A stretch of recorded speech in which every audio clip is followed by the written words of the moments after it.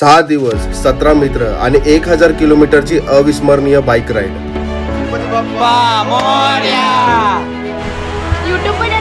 प्रत्येक रायडरचं स्वप्न असतं आयुष्यात एकदा तरी कोकण कोस्टल बाईक राईड करायचं. यावेळी आम्ही ते स्वप्न जगलो. सह्याद्रीचे वलंदार घाट, समुद्राचा खारट वारा, ऐतिहासिक किल्ले, शांत समुद्र किनारे आणि प्रत्येक किलोमीटर सोबत वाढत जाणाऱ्या आठवणी. या 6 दिवसांच्या प्रवासात आम्ही अनुभवला कोकणचा खरा चेहरा. आणि या प्रवासाची सुरुवात झाली स्वराज्याची राजधानी रायगड किल्ल्यापासून. तर चला सुरू करूया आपल्या कोकण कोस्टल राइड का पहला दिवस. जय हिंद दोस्तों, और स्वागत है दोबारा एक बार एक नए वीडियो में. Heading for an another ride और कोकण निकल रहे हैं. चलते, ज़्यादा टाइम वेस्ट नहीं करते. बाकी की बातें मैं ब्लॉग में बताता हूँ. प्लान क्या है, फिलहाल पैर वगैरह पड़ते और फिर निकलते राइड पे. गणपति बप्पा मोरया, मंगल मूर्ती मोरया.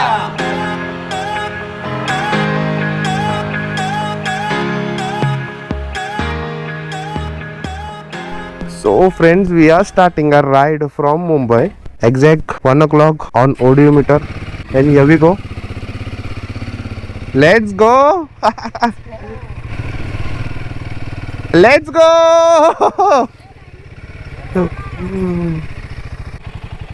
Blessings.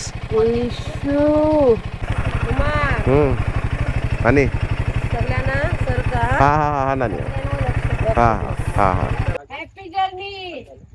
हॅपी जर्नी सगळ्यांना बोलणार नाही. हॅपी जर्नी, हॅपी जर्नी, सगळ्यांना हॅपी जर्नी. चलो हॅपी जर्नी. चला चला, bye bye bye public. So there you go, a very special wave of from family members, of course. Yes.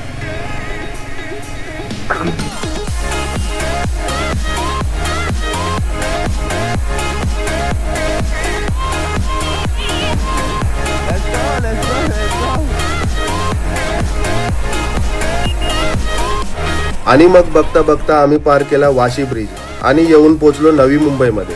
इथेच आपला मित्र विशेष आपली वाट पाहत होता आपल्या पहिल्या मुक्कामाची चावी घेऊन. कारण आजच्या दिवसाची शेवट होणार होती श्रीवर्धन इथे असणाऱ्या वारल मध्ये, जिथे पुढचे काही तास आपण आराम करणार आहोत. सॉरी यार, तुला त्रास दिला सॉरी बोललो. We have crossed Navi Mumbai and that's my team over there. मजा आ रहा है. नवी मुंबई में हम, बारिश हुआ है हल्का हल्का. मजा करते हुए जा रहे हैं लोग. बहुत ज्यादा लेट हो गया, 4:30 बज रहे. एक ब्रेक लेंगे कलम्बोली में एंड कलम्बोली से निकलेंगे आगे. सुबह के 5:30 बजे and we have crossed Karnala bird sanctuary. आवाज जा चुका है मेरा पूरी तरह से. नाइट में क्या ही मोटो व्लॉग हम दिखाएंगे आपको, पर मजा आ रहा है. जस्ट एक फ्रेशन अप हुए, एक रिफ्रेशमेंट ब्रेक लिया, निकले हैं मानगांव की तरफ. 1.5 घंटे में मानगांव पहुंचेंगे. ठीक है, total 107 kilometres more to go and there you go. सुबह होगी जल्दी. Look at the bridge, look at the people. और मयूर भाई, two brothers on their MT-15. आमच्यापैकी जवळपास सगळ्यांसाठी हा रायगडावरचा पहिला प्रवास होता आणि त्याहून खास म्हणजे ही आमच्या 6 दिवसांच्या कोकण राईडची पहिली सकाळ. 17 लोक, 17. पण रायगड फक्त एक किल्ला नाही. पूर्वी रायरी म्हणून ओळखला जाणारा हा गड छत्रपती शिवाजी महाराजांनी आपल्या स्वराज्याची राजधानी म्हणून विकसित केला. 1674 मध्ये याच गडावर महाराजांचा राज्याभिषेक झाला. आजही इथला महादरवाजा, राजदरबार, जगदीश्वराचं मंदिर, गंगासागर तलाव आणि टकमक टोक त्या कालाची साक्ष देतात. सुबह हो चुकी है, 7 बज चुके हैं. मानगांव पहुंच रहे. आधा घंटा और पहुंच जाएंगे. अभी तक धूप नहीं आई है. बारिश का वेदर है, क्या ही धूप एक्सपेक्ट कर सकते हैं हम, पर क्या बारिश है रास्ते में. बहुत मजा आ रहा है. बाइक चला निकले and there you go. Mayur Patil, कैसा लग रहा है?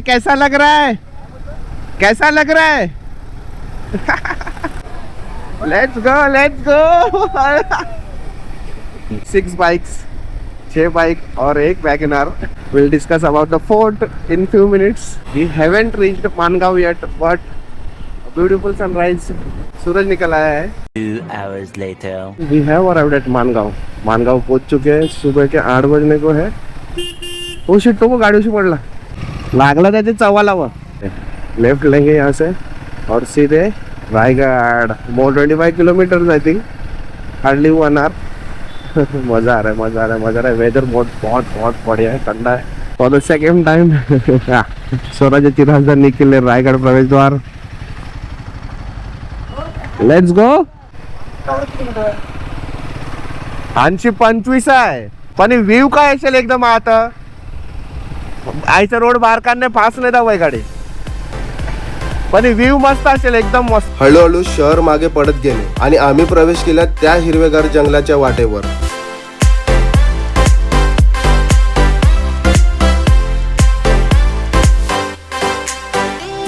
पावसामुळे सगळा परिसर अक्षरशः जिवंत झाल्यासारखं वाटत होता आणि या सुंदर निसर्गातून पुढे जाताना आता आमचा एकच डेस्टिनेशन होता, किल्ले रायगड, ज्याचं नाव आम्ही इतक्या वर्षापासून ऐकत आलो होतो। त्या रायगडाकडे आता आम्ही प्रत्यक्षात स्वतःच्या बाईकने जात होतो। Will be reaching Raigarh. Raigarh पहुंच रहे हैं कुछ ही देर में।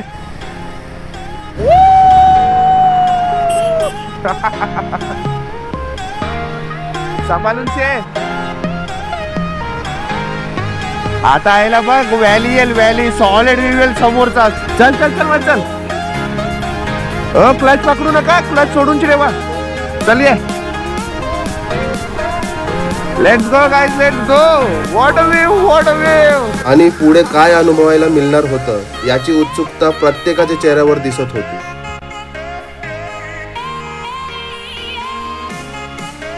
आणि आज इतिहासाच्या या पानावर स्वतःची एक आठवण जोडण्यासाठी आम्ही 17 मित्र इथे चाललो होतो।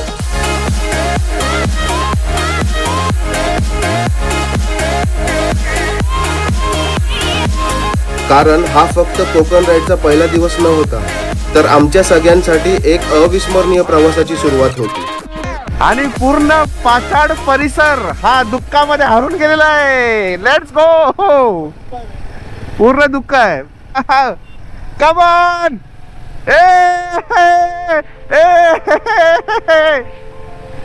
बंडू काय, बंडू बंडू कॅमेरामॅन। पण अचानक हवामानाने अशी काही पलट मारली की काही मिनिटांपूर्वी हिरवाईने भरलेले रस्ते आता पूर्णपणे धुक्याच्या चादरात हरवून गेले होते। आणि खरं सांगायचं तर कोकण राईडच्या पहिल्या दिवशी मिळालेलं हे वातावरण म्हणजे अगदी बोनस होतं। या धुक्यातून पुढे जाताना आता आम्ही पोहोचणार होतो रायगडच्या पायथ्याशी। तसं गडावर जाण्यासाठी 3 मार्ग आहेत, नाणे दरवाजा, चित्त दरवाजा आणि रोपवे। आणि आज आम्ही ठरवलं होतं रोपवे नाही, आजचा रायगड अनुभवाचा तो पायीच। त्यासाठी आम्ही निवडला होता नाणे दरवाजा। Finally friends, we are having the first visuals of Raigad Fort. We'll be witnessing Raigad Fort in 3, 2, 1. There you go. Let's go. Bike राईडचा एक टप्पा इथे संपला होता। समोर होता रायगड आणि आता सुरू होणार होती या प्रवासाची खरी चढाई। गाड्या खालच ठेवू, ट्रेक करून जावंच आहे ना। A few moments later. मंडळी सकाळीचे 9:30 वाजलेत। आपण येऊन पोहोचले आहोत रायगडच्या पायथ्याशी। सध्या नाणे दरवाजावर बसलोय। आता ट्रेकिंग स्टार्ट करू आणि वर जाऊया आणि पुढचा व्हिडिओ नक्की बघा तुम्ही, कारण यावेळी फर्स्ट टाइम आलोय कुमार नाडार यांच्या सोबत आणि हे आम्हाला फिरवतील आज पूर्ण रायगड। महाराजांचं नाव घेऊन आपण हा ब्लॉग स्टार्ट करूया। Let's go. छत्रपती शिवाजी महाराज की जय, छत्रपती संभाजी महाराज की जय। आणि मग छत्रपती शिवाजी महाराजांचं नाव घेतलं, मनात एक वेगळीच ऊर्जा घेऊन आम्ही रायगडच्या चढाईला सुरुवात केली। आजचा मार्ग होता नाणे दरवाजा। रायगडाच्या इतिहासात या मार्गाला एक वेगळं महत्व आहे। असं सांगितलं जातं की छत्रपती शिवाजी महाराजांच्या काळात या मार्गाचा वापर गडावर ये जा करण्यासाठी केला जात असे आणि महाराजांना पालखीतून या मार्गाने नेलं जात असे। म्हणूनच आमच्यासाठी हा फक्त गड चढण्याचा मार्ग नव्हता। ज्या वाटेवरून कधी काली स्वराज्याचा राजा गडावर जात असे त्याच वाटेवरून आज आम्ही चालत होतो।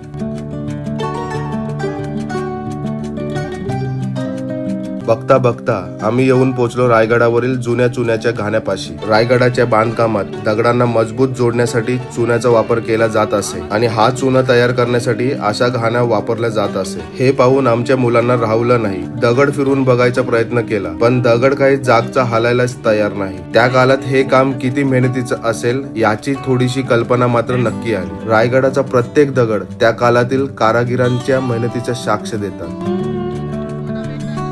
चुन्याचा घाणा फिरवून झाल्यानंतर आम्ही पुन्हा पुढच्या वाटेला लागलो।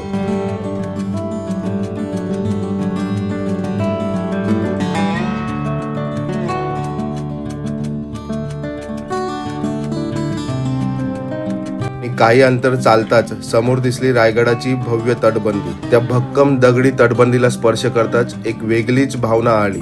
कारण हे दगड फक्त दगड नव्हते, यांनी स्वराज्याचा इतिहास आपल्या डोळ्यासमोर घडताना पाहिला होता. आणि पुढे चालताच आम्ही येऊन पोहोचलो नाणे दरवाजापाशी. इथे थोडा वेळ थांबलो, काही फोटो काढले. कारण काही क्षण फक्त जगाचे नसतात, ते जपून ठेवायचे असतात, जेणेकरून वर्षांनंतर तो फोटो पाहून तो क्षण जगता येईल.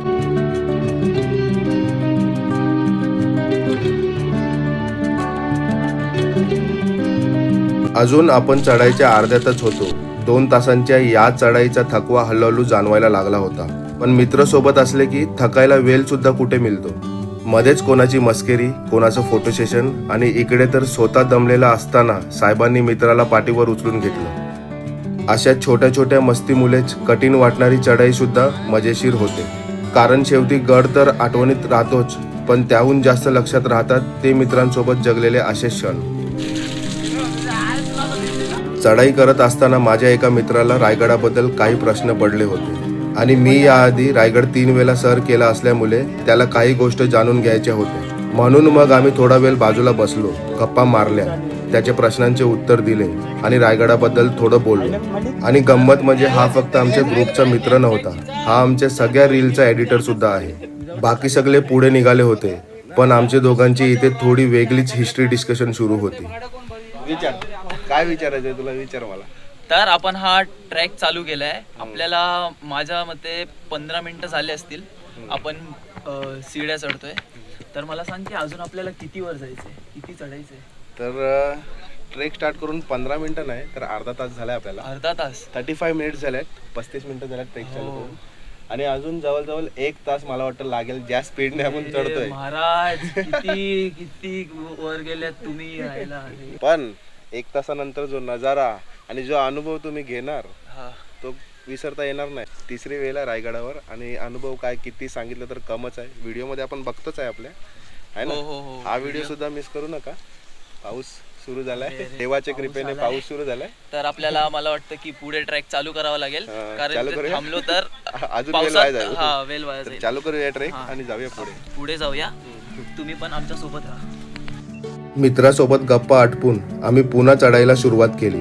आणि रायगडच्या या वाटेवर चालताना एक गोष्ट नक्की जाणवते. लोक म्हणतात निसर्ग पाहायला रायगडावर जा, पण रायगडावर पाय ठेवला ना निसर्ग विसरायला होतं. इथली हवा, इथले दगड काहीतरी वेगळंच सांगतात. जसं इंद्रासाठी स्वर्ग आहे, शिवासाठी कैलास आणि नारायणासाठी वैकुंठ, तसंच मराठ्यांसाठी दुर्गेश्वर रायगड आहे. इथे लोक फिरायला येत नाही, इथे लोक नतमस्तक व्हायला येतात. कारण हा गड आपल्याला जगायला शिकवतो आणि हो, लढायलाही शिकवतो. आणि म्हणून म्हणतो, निसर्ग बघायला जगाच्या कुठल्याही कोपऱ्यात जावा, पण माणूस म्हणून जगायचा स्वभाव शिकायचा असेल तर एकदा तरी रायगडची पायरी कपाळाला लावायला लागेल. त्याशिवाय जीवनाचा स्वार्थ होत नाही.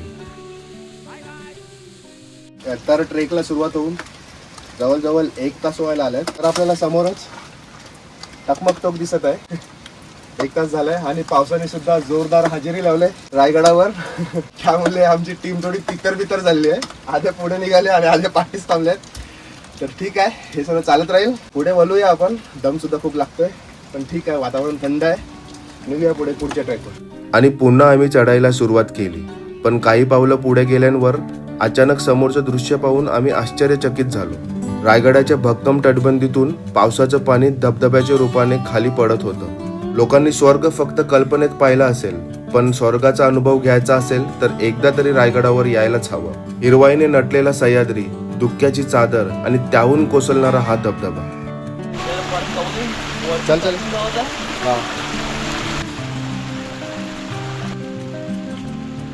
आणि मग काही क्षणातच समोर उभा राहिला रायगडचा भव्य महादरवाजा. 2 तासांच्या चढाईनंतर महादरवाजा समोर दिसताच आमच्या चेहऱ्यावरचा आनंद स्पष्ट दिसत होता.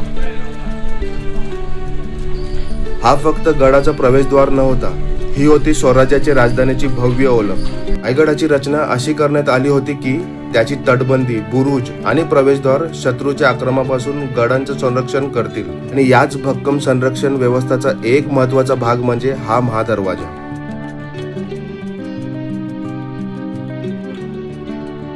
आणि मग महादरवाज्यावर नतमस्तक होऊन आम्ही रायगडाच्या गडकोटात प्रवेश केला. 2 तासांची चढाई, वाटेला पाऊस, दुःख आणि सगळ्या मस्तीची शेवट आता या भव्य महादरवाजापाशी झाली होती. पण खरं सांगायचं तर महादरवाजा ओलांडताना असं वाटत होतं जणू आपण फक्त गडावर नाही तर थेट इतिहासाच्या एक अध्यायात प्रवेश करत होतो.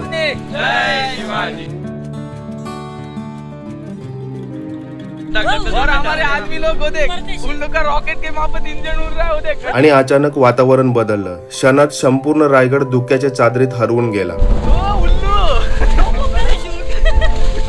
समोरची तटबंदी, आजूबाजूची झाडं आणि गडाची वाट सगळंच धुक्यात हरवलं होतं आणि अगदी स्वर्गासारखं वातावरण निर्माण झालं होतं. पण मनात आणि चेहऱ्यावर एक वेगळीच खुशी होती. कारण इतका वेळ ज्या रायगडाकडे चढत आलो होतो तो रायगड आमच्या समोर नव्हता. तो आम्हाला स्वतःच्या धुक्याच्या कुशीत सामावून घेत होता. गडावर पोहोचताच सर्वात आधी समोर दिसलं धुक्याच्या चादरीत हरवलेला हत्ती तलाव. शिवकाळात गडावर असलेल्या हत्तीच्या स्नानासाठी या तलावाचा उपयोग केला जात असे, म्हणून या तलावाचं नाव पडलं हत्ती तलाव. हत्ती तलाव पाहून झाल्यानंतर त्याच्या शेजारी असलेल्या पाण्याच्या टाक्याकडे आम्ही निघालो.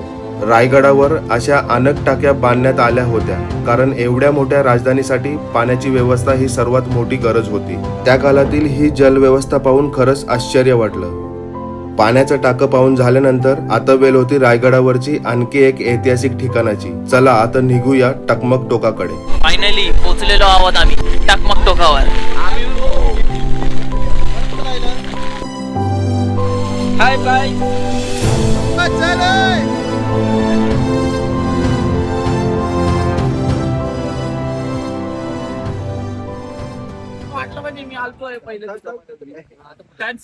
महाराजांचा.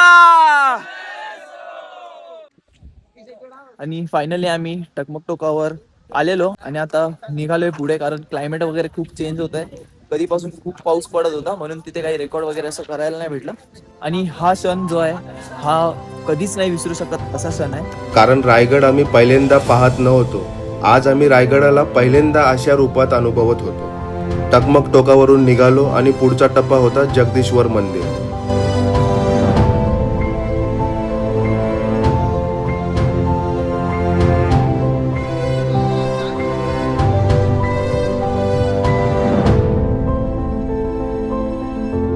तिथे पोचलो आणि पुन्हा एकदा रायगडाने आम्हाला थक्क केलं.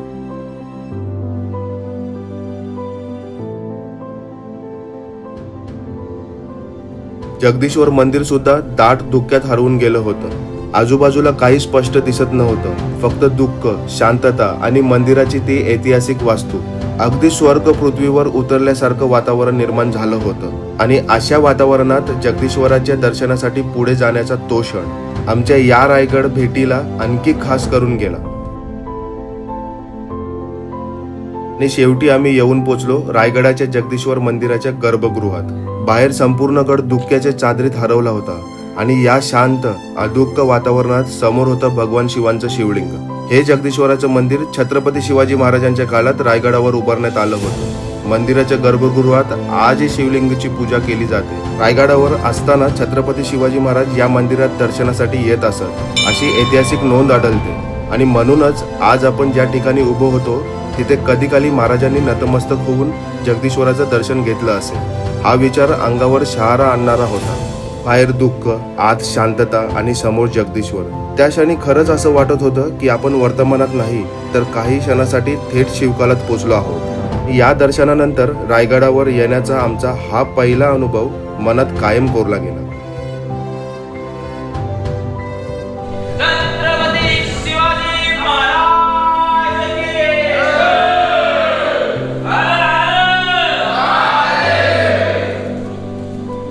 जगदीश्वरांचं दर्शन घेतल्यानंतर आम्ही आलो स्वराज्याच्या छत्रपतींच्या समाधीस्थळी. समोर होती छत्रपती शिवाजी महाराजांची समाधी, ज्या राजाने रायगडाला स्वराज्याची राजधानी बनवलं, जिथे त्यांचा राज्याभिषेकाचा ऐतिहासिक सोहळा पार पाडला. आज त्याच भूमीवर त्यांच्या समाधी समोर उभं राहण्याचं भाग्य आम्हाला लाभलं होतं. हा क्षण शब्दात सांगता येणार नव्हता, फक्त अनुभवता येणार होता. आणि ही वास्तू तर रायगडावर येणाऱ्या प्रत्येकाने पाहायलाच हवी. हा आहे जगदीश्वर मंदिराच्या परिसरातील शिवकालीन संस्कृत शिलालेख. जवळपास 3.5 वर्षांपूर्वी कोरलेल्या या शिलालेखात छत्रपती शिवाजी महाराजांच्या आज्ञेने रायगडावर उभारलेल्या वास्तूंचा आणि हिरोजींच्या बांधकामाचा उल्लेख केला आहे. विहीर, तलाव, बाग, रस्ते, गजशाळा आणि राजगृहांचा उल्लेख करत शेवटी एकच इच्छा व्यक्त केली आहे, चंद्र सूर्य असेपर्यंत रायगडाचं हे वैभव असंच टिकून राहावं. आज 3.5 वर्षानंतर हा शिलालेख त्या इतिहासाची साक्ष देत उभा आहे. जगदीश्वराचं मंदिर, महाराजांची समाधी आणि ऐतिहासिक शिलालेख पाहून आम्ही बाहेर आलो. एवढ्यात तिथे एक गाईड हिरोजी इंदुलकरांबद्दल माहिती सांगत होता. रायगडाच्या उभारणीत हिरोजी इंदुलकरांचं योगदान अत्यंत महत्वाचं मानलं जातं. छत्रपती शिवाजी महाराजांच्या स्वराज्याची राजधानीचं नियोजन आणि बांधकाम त्यांच्या देखरेखीखाली झालं. म्हणूनच रायगडाच्या प्रत्येक दगडात महाराजांची दूरदृष्टी आणि हिरोजींची स्थापत्य कौशल्य दिसून येतं. नावाचा दगड एका भव्य वस्त्राने लपटलेला होता. मंदिरामध्ये राजे हत्तीच्या अंबारी रवाना होताना हिरोजी म्हटले, राज, या गेटच्या 2 नंबरच्या पायरीवर हा नावाचा दगड लावण्यास मला अनुमती द्या. हेच माझा मला बक्षीस पाहिजे, बाकी काही नको.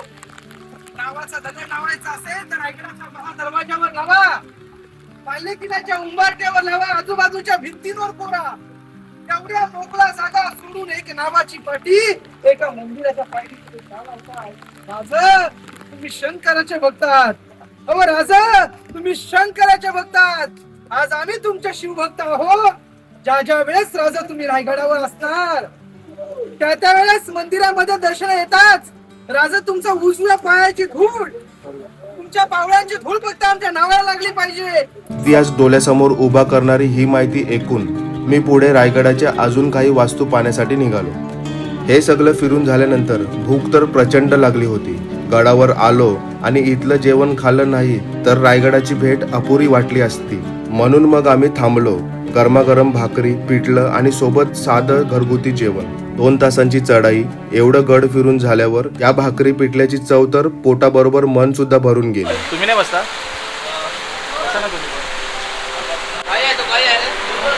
जेवण करून आणि बाजारपेठ पाहून झाल्यावर आम्ही येऊन पोहोचलो रायगडाच्या होलीच्या मालावर.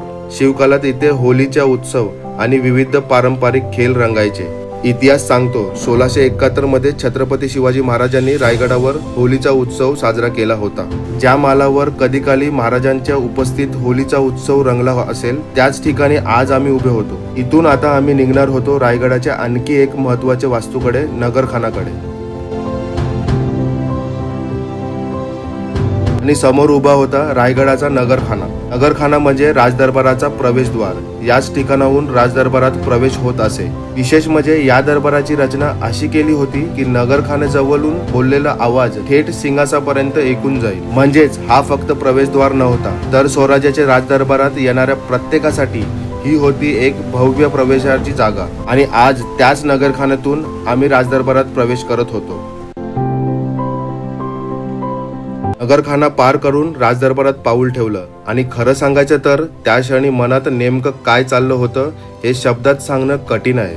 संपूर्ण रायगड आधीच धुक्याच्या चादरीत हरवला होता आणि त्या धुक्यातून आम्ही चालत होतो महाराजांच्या सिंहासनाकडे. आज तिथे सिंहासनाची प्रतिकृती आणि छत्रपती शिवाजी महाराजांची मूर्ती आहे.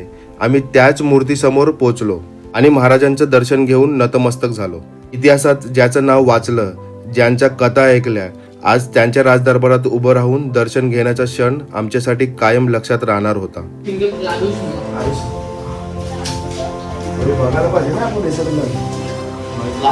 राजदरबार पाहून झाल्यानंतर आम्ही आलो राजवाड्याच्या शेजारी असलेल्या या गुप्त खोलीपाशी. खरं सांगायचं तर खोलीच्या आत इतका अंधार होता की काही क्षणासाठी तर काहीच दिसत नव्हतं. ही जागा खलबतखाना म्हणजेच महत्वाची आणि गुप्त चर्चा करण्यासाठी वापरली जात असावी असं मानलं जातं. बाहेरून अगदी साधी दिसणारी ही जागा, पण स्वराज्याच्या राजधानीचे घेतले जाणारे काही महत्वाचे निर्णय कदाचित अशाच बंदिस्त जागेमध्ये घेतले जात असतील. इतिहासाच्या या छोट्याशा पण रहस्यमय कोपऱ्याला पाहून आम्ही आमच्या रायगडाचा या अविस्मरणीय दिवसाचा शेवट केला. So friends, done with exploring the Raigad Fort for the 3rd time. बहुत अच्छा लगा, खाना भी खाए. अब निकल रहे हैं रायगढ़ से श्रीवर्धन, वारल गांव है, वहाँ पर स्टे करेंगे. आज हमारा कोकण ट्रिप है 6 दिनों का, तो वीडियो को पूरा देखना और बस ऐसे ही सपोर्ट करते रहना. तो मिलते हैं दोबारा एक बार एक नई वीडियो में. तब तक के लिए जय Hind end good bye.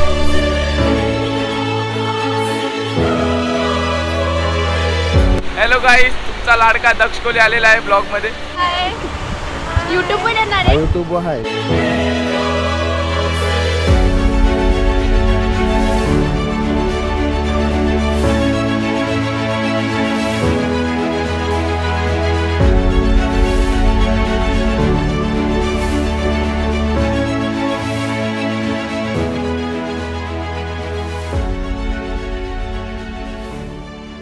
Hello गाईस, हो हो ये हो ये हा हो हो ये हो ये हो बाप जो हो ये हो.